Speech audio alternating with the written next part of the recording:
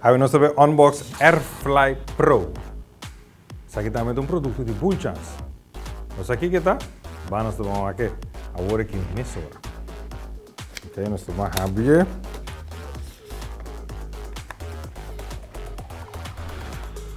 Sampo mira acaba com chiquito eta tem açúcar. Aqui que está AirFly Pro. AirFly Pro, não sampo mira popo pequena boia beiro tá algo mais great mes. Eta ora boia com caminha com nothing Bluetooth ou por poner bo earpiece que seja. Ok, vou com plug de earpiece, então vou conectar o Bluetooth na de qualquer marca na dia. Antes de vir a maneira tá Bluetooth vou escutar. Desture music, audio tá vir aqui, antes de transforme para na Bluetooth, bo earpiece na bore. É algo sumamente great, vou mirar com chiquito eta vem com saco, tá mesmo? Então mira, vamos aqui para o saco. O opção está no manual, sim, correto. Eta vem com o manual e eta vem com o charging cord, também com o charger USB-C para USB.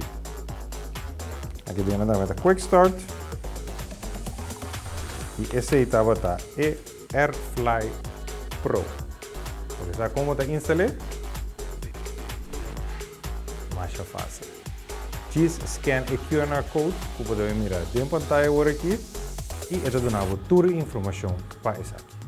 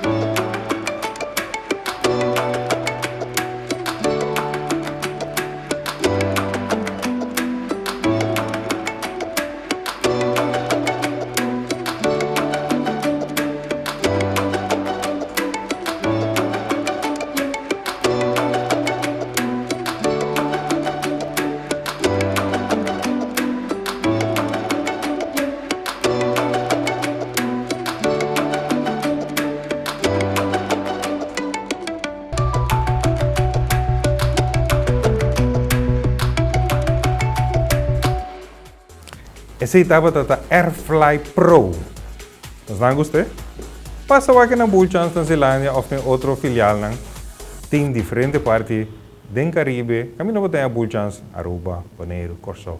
Ou, a vendia, vou subir na website e order essa aqui também e nada 13 pau.